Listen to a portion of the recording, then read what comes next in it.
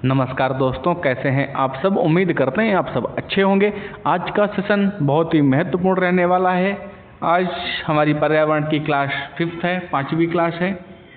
बहुत ही आसान तरीके से हम लोग यूपी टेट की तैयारी कर रहे हैं।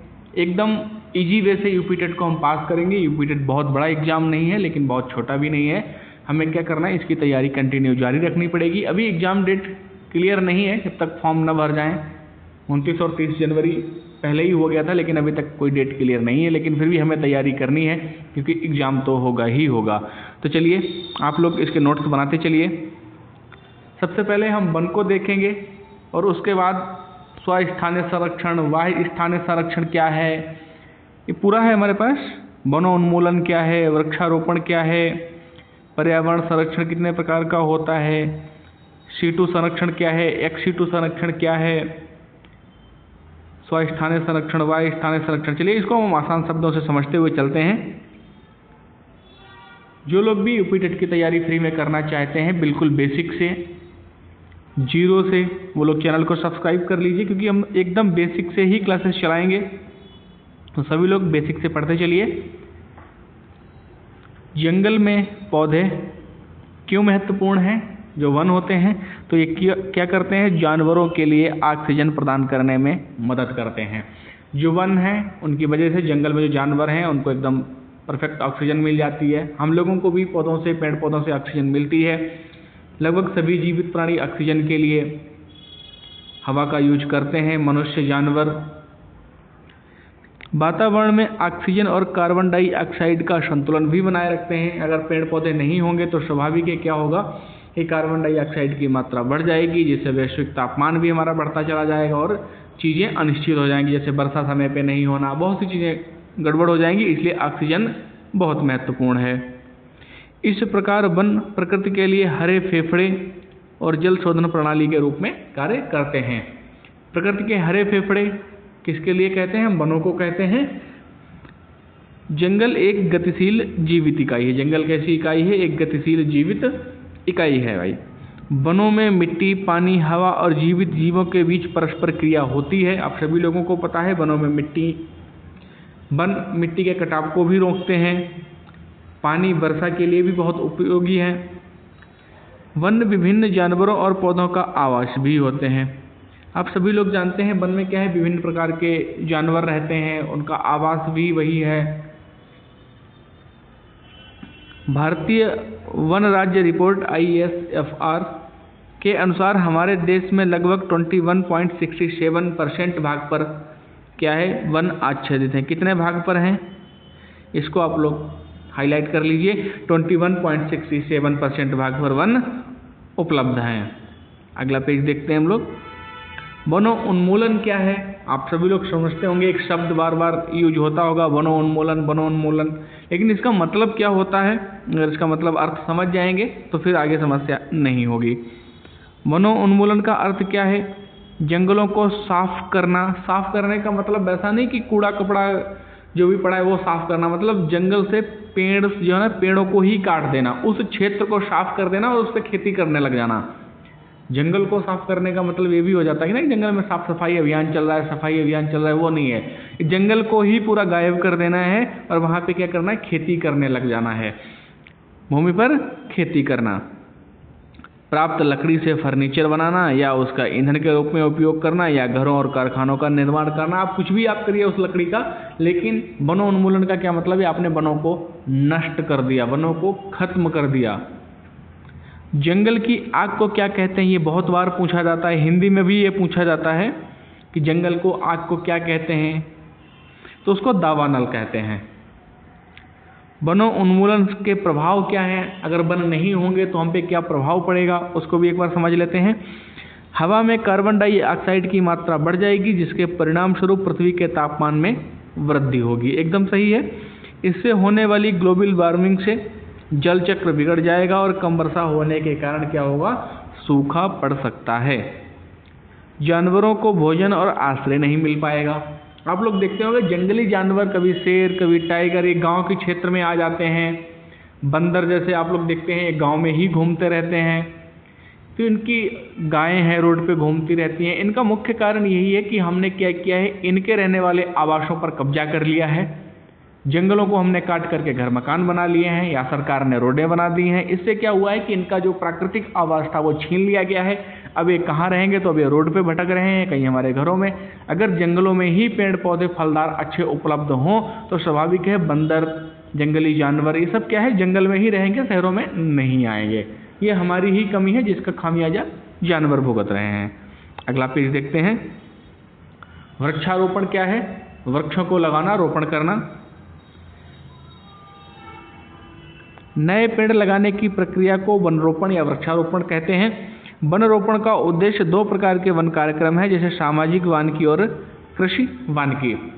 वृक्षारोपण 2 तरीके का होता है, वनरोपण 2 तरीके का होता है, एक सामाजिक वानिकी और एक कृषि वानिकी। सामाजिक वानिकी वो होती है जैसे कोई सरकार की जमीन है जिसका उपयोग बहुत समय से नहीं हो पा रहा है, खाली पड़ी है, उस पर पेड़ पौधे लगा देना, समाज के सबके हित के लिए हो जाएगा।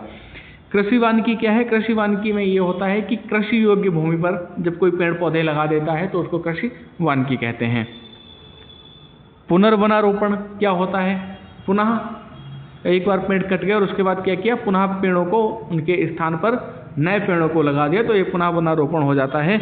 अधिक से अधिक पौधारोपण कर नष्ट हुए वनों का पुनर्नवीकरण करना ही पुनर्वनारोपण कहलाता है। और इसमें होता क्या है, सरकार बहुत से पेड़ पौधे काट लेती है और उसके स्थान पे लगा देती है, लेकिन जब पेड़ पौधे लगाए जाते हैं वो सिर्फ पेपर में ही लगते हैं, रियल में नहीं लग पाते हैं, क्योंकि उनको लगाने के लिए उनको बहुत चीज़ें चाहिए होती हैं। और जो वृक्ष काटते हैं वो हजारों वर्ष पुराने वृक्ष होते हैं, और जो लगाते हैं वो वृक्ष चल ही नहीं पाते हैं, क्योंकि न उनमें पर्याप्त पानी पहुंच पाता है, न खाद्य सामग्री पहुंचती है, और जानवर उनको खा भी जाते हैं।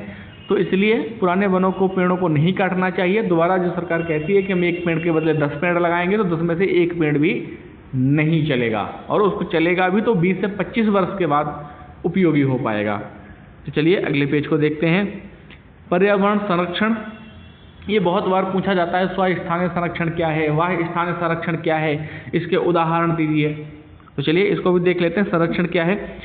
सरल शब्दों में परिभाषित करें तो संरक्षण से तात्पर्य संसाधनों के ऐसे प्रबंधन से है जिससे कि प्राकृतिक या पारिस्थितिक संतुलन को नुकसान पहुंचाए बिना सबसे बड़ी संख्या में लोग सर्वाधिक लंबे समय तक लाभान्वित हों।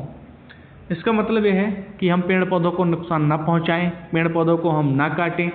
आने वाली हमारी पीढ़ियां इसका बहुत लंबे समय तक उपयोग करेंगी और उनका इसका लाभ मिलता रहेगा। जैसे गांव क्षेत्रों में पहले क्या होता था, पेड़ पौधे आम के लगा दिए जाते थे कि हम लगा देंगे, इसको पोते हमारे या बच्चे आम खाएंगे। और ऐसा होता था कि हम लोग को जब बड़े हुए तो हम लोगों को क्या है, अपने बाबा लोगों के लगाए हुए वृक्षों से आम खाने का सौभाग्य प्राप्त हुआ। लेकिन हम लोग अगर वृक्ष नहीं लगाएंगे तो आने वाली हमारी पीढ़ियों को वो फल नहीं मिल पाएंगे। इसलिए हमें क्या करना है, सभी को 1-1 वृक्ष लगाते चलना है भाई। पर्यावरण संरक्षण कितने प्रकार का होता है? तो पर्यावरण संरक्षण 2 प्रकार का होता है। इसको इंग्लिश में इन सीटू परीक्षण कहते हैं और हिंदी में स्वस्थानीय संरक्षण कहते हैं। प्राकृतिक आवास के भीतर संरक्षण प्रदान किया जाता है जानवरों को। दूसरा है एक्स सीटू संरक्षण, इसको कहते हैं वाह्य स्थानीय संरक्षण।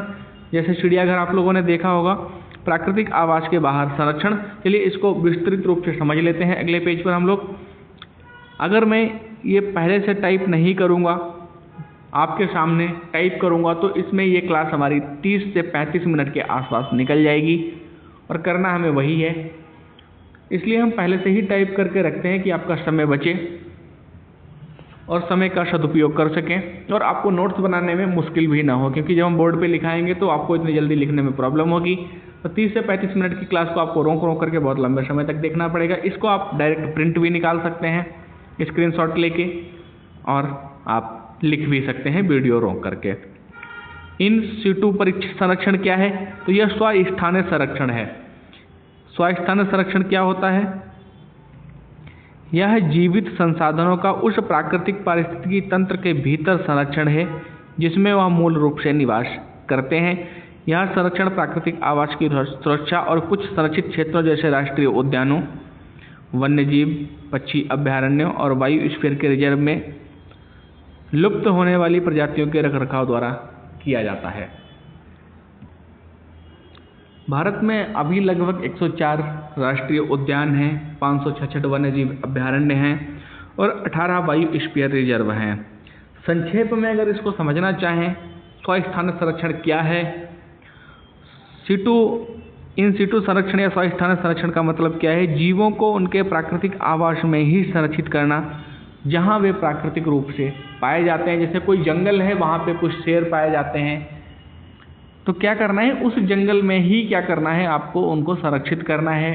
क्योंकि अगर आप उनको उस जंगल से निकाल के ले जाएंगे तो हो सकता है वहाँ के मौसम को वो एडजस्ट ना कर सकें, क्योंकि जिस मौसम में वो रह रहे हैं वहाँ का मौसम उनके लिए परफेक्ट है, वहाँ उनको खाद्य सामग्री पर्याप्त रूप से मिल रही है। आप दूसरे स्थान पे ले जाएंगे, हो सकता है उनको उस तरीके की खाद्य सामग्री ना मिल पाए। इसलिए क्या करते हैं, प्राकृतिक स्थान जहाँ पे वो पहले से ही रह रहे हैं, उसी स्थान को क्या करते हैं, संरक्षित क्षेत्र घोषित कर देते हैं। जो हानिकारक पशु होते हैं, जो उनसे उनको हानि पहुंचाई जा सकती है, उनको बाहर निकाल देते हैं। शेष वहाँ पे लोगों की आवाजाही, शिकार, इन सबको अवैध घोषित कर दिया जाता है। वहाँ पे आम जनमानस का आना जाना वैध नहीं होता है। तो इसलिए क्या किया जाता है, उनको प्राकृतिक आवास में ही वो सुविधाएं प्रदान कर दी जाती हैं, जिससे वो सुरक्षित बने रहें। इसे क्या कहते हैं, स्वस्थानिक संरक्षण। जहाँ पर वो उनका जन्म हुआ है, जहाँ पर वो पहले से रह रहे हैं, उसी स्थान को सरकार क्या करती है, संरक्षण प्रदान कर देती है, उसी स्थान को सुरक्षा प्रदान कर देती है।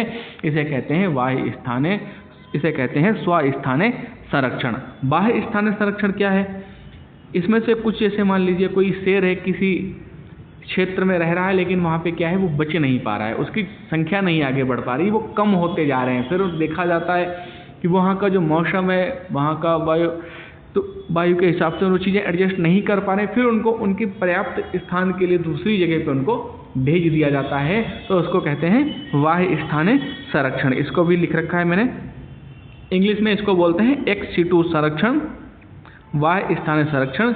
यह जीवों को उनके प्राकृतिक आवास के बाहर किया जाने वाला संरक्षण है। जैसे चिड़ियाघर में आप लोग जाते होंगे, देखते होंगे, बहुत सारे सांप हैं, स्नेक्स की बहुत सारी प्रजातियाँ वहाँ पे उपलब्ध होती हैं। इस तरीके से क्या होता है, बहुत सारी प्रजातियों को चिड़ियाघर में संरक्षित किया जाता है। तो इसको क्या कहते हैं, बाह्य स्थानीय संरक्षण। उनके प्राकृतिक आवास से उनको निकाल करके दूसरे स्थान पे उनको संरक्षित किया जा रहा है। संक्षेप में अगर इसको हम समझना चाहें तो इस विधि में प्रजातियों को उनके प्राकृतिक पर्यावरण से निकाल करके कृत्रिम वातावरण में संरक्षित किया जाता है। इसका उद्देश्य उन प्रजातियों को विलुप्त होने से बचाना है जो अपने प्राकृतिक आवास में खतरे में थी। उदाहरण है इसका चिड़ियाघर, वनस्पति उद्यान या बीज बैंक। जैसे बहुत सारे बीज होते हैं जो नष्ट होने वाले होते हैं, उनके लिए अलग से बैंक एक बना के रखी जाती है, एक अलग से जगह। तो कभी कभी ऐसा हो जाता है कि कुछ बीज नष्ट हो जाते हैं, लेकिन हमारे पास सरकार के द्वारा जो संरक्षित खाद्य भंडार हैं उनमें वो बीज मिल जाते हैं। चलिए कल फिर मिलते हैं नई क्लास के साथ, तब तक के लिए जय हिंद, जय भारत।